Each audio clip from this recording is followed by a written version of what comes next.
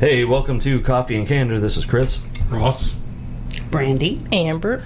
And right now we're looking at shiny horses. And if you didn't know, we had here in the United of the States an election last week. That's still Do we have to talk about politics? No, we're not going to. Okay. Then why are you We're bringing just it saying up? that we had one and we still don't have a winner. So that's turning into a clusterfuck, and that's all we're going to say about it. We were actually just talking about what kind of horse was that? Ackle Techies. They are very pretty. They are a, I think they're a desert breed. Yep, from they were developed in on the tundra of Russia and Turkmenistan, and pretty rare. They're like a show jumping endurance dressage type horse. Okay, they high dollar. It sounds like it. Yeah, they had. Well, with a paint job like that, I can imagine. Yeah, they're really they have like they're lit from within. They're very pretty. Yeah, they are. They're gorgeous. And they're real fine boned. What does that mean? Have you? Okay, think about you know what an Arabian horse looks like, right? Okay. No, you don't. Okay. There are. I know what a horse looks like. There's quarter horses that are stocky. They're built to work. They're broad chested. They have, muscular legs. Then you've got race horses and Arabs. Their faces are real, what they call a dished face, almost like a person with high cheekbones. They have delicate bones. Their legs are longer and slimmer because they're built more they're not built to work. They're built to move, to be fast and light on their feet. Okay. So that's the difference. And these are kind of in between because they're a big horse. They're tall, but they're very fine boned. Okay. All right. I know stupid amounts of stuff about horses because I can identify one 6 out of 10 times. When I was a little girl, I was obsessed. I was that little girl, and I had all the horse books, and I read all about I can tell you that they evolved from a thing that looked like a hippopotamus. I just know stupid amounts of useless information. So usefulness that. Well, that's actually So we heard a commercial the other day that Amber, or not the other day, it was today. It was just about 2 hours ago, I guess. Amber's going to tell us about it. No, I'm looking something. Damn it! Well, you tell us about it. Fuck. So it was this. It was on A&E, I think. And this. I'm going to interrupt you a minute. Alex right. Trebek died today, and that's a sad thing. Yeah. He was a gentleman. Yeah, died of pancreatic cancer that he had been battling for a couple of years now. Yeah. So that is unfortunate. He was one of the good ones. But anyway, so this Navajo woman was on the screen, and apparently they have some program where they take students with their parents' consent, obviously. And I don't know if this is college students. I don't know. They didn't get into all that. But they expose them to Navajo traditions and stuff. I thought that was super cool. It is cool. Yeah, I was like, I wonder if you have to be a student to do that. Do you know what awesome. one Navajo tradition is? No. It's been blowing up on TikTok lately because they've had their first snow. They believe in what they call in the ritual of snow cleansing. So all these Navajo people are posting their TikToks of them putting on their bathing suits and just rolling around in the snow, and it makes my inside shiver. I'll pass. Yeah. You know what? The Russians do that too, where they jump into the fucking. Is it the Russians or maybe Alaskans? It's somewhere way the fuck up north. Water. Yeah, they have the Polar Bear Club. So, but yeah, it's like a thing. I don't want to do that either. It makes me shiver thinking about it. But it's like a thing they do, with the first snow of every year. They get it's like a celebration. They get their kids and they all go. Let's all get hypothermia together. Yeah, it's like a near-death experience. Every year. But then you get into the tent with the hot fire going. Yeah, and the peyote, and the cocoa, and the cocoa. Smoke the peace pipe. Oh Lord! Yeah. But yeah, I thought that was interesting. I thought, well, you're tougher than I am, but yeah, I mean, yeah, but I thought that'd be super cool to be able to go out to wherever they are and see. Yeah, I would totally geek out on some shit like that. Oh, definitely. I know. Me and Chris were looking at the commercial ooh. Oh yeah. Where do I sit? For real, she was sitting in her chair right there, and I was leaning up against the wall, and both of our ears perked up. We're like, "Oh, tell me more." I wish I'd have got the website. because they have a website. Fuck if I know what it is, though. Yeah, that's like I go down the native TikTok rabbit hole all the time. I mean, I'm just fascinated by the regalia, the traditions. Like we watched this one guy, that Notorious Cree, the other night. He did a live and he made Indian tacos. He was like, "These are indigenous tacos because Indian's an antiquated word." I was like, okay, but yeah, we watched him make, because like different things that I knew, but I didn't know the why, because you hear like it's kind of like stuffing and dressing. You hear different indigenous people. Some of them talk about bannocks, and some of them talk about fry bread. And the commonality is those are all subsistence items. They were given flour, lard, coffee, things like that, were beans, or what they were given when they were put on the reservation as subsistence items because they were cheap and would keep them alive. But they had to find ways to cook with them, and so now almost every tribe has a version of fry bread. Some call it bannock, some call it fry bread, but it's all really kind of the same thing. It's just down to whether it's baked, steamed, fried. And so he being Cree, they don't fry. They do. So his is really a bannock.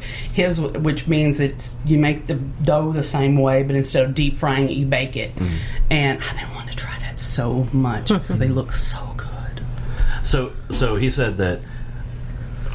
What did he say was Indian? Yeah. Indian's an antiquated word, which is retarded because this isn't India. That's why he's saying it's a stupid thing to call them. 100%. Here's what I have a question about. So, like, I'm an Arkansan, but I am also an American. Right. I understand that each tribe has their own name, but what is so fucking I didn't say anything funny. Arkansan American. That's what I'm going to start. Yeah, that's what I'm going to start putting on ethnicity. I will fucking stab you in the eyeball, I swear to God. So anyway, I know that fuck off. My blood. Anyway. God, I hate gypsies. Anyway, whatever. So I know that each tribe has their own name, but what did they call themselves as, most residents of this continent? Most of them had, like, Comanche. The names we know them by, the Sioux, the Comanche, the Hopi, the Choctaw, whatever. Those are names we gave them because we mispronounced and butchered the names that they called themselves. And so, like the Navajo, you were just talking about the Navajo. They don't call themselves the Navajo. She sure did. Right, because that's the name people know them by. Okay. But they refer to themselves as Dine, D-I-N-E. And that's what they called themselves before we came along and called them the Navajo. Fuck did they get Navajo from that? Well, they probably were describing, like, where they live or how, it became a descriptive term. And like, for them, Dine probably means the people. Because almost every tribe, because we were all tribal at one time, if you translate back into their original dialect, the name they call themselves is the people, and then everybody else is others. Basically, that's the concept. I mean, the words might be different, but that's the concept. Right. Like, we call them the Sioux. Well, they call themselves Lakota or Dakota because those were different clans within the Sioux, and that means the people. It might be now when they broke it down, like,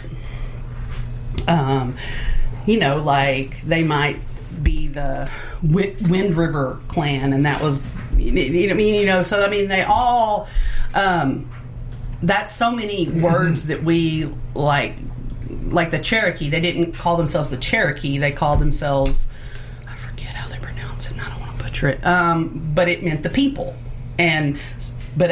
So then colonizers come, and at first they don't realize, they assume it's like Europe, where it's this big, they don't realize they're microcosm societies, and so they start to refer to them as Indians because they look like the color of people in India, and they didn't know that was the only people that colored they'd seen. And so that's where the term Indian came from. I always thought that was because Columbus was trying to get to India.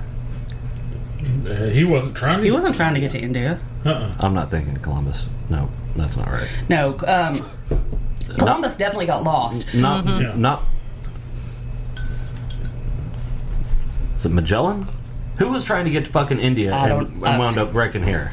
I don't know. Marco Polo. I don't know. No, Marco Polo went the other way. Yeah, he went to. And Amerigo Vespucci actually went all the way around. That's why this is America, not Columbia. Yeah, so that's where the name Indian came from, because it was just like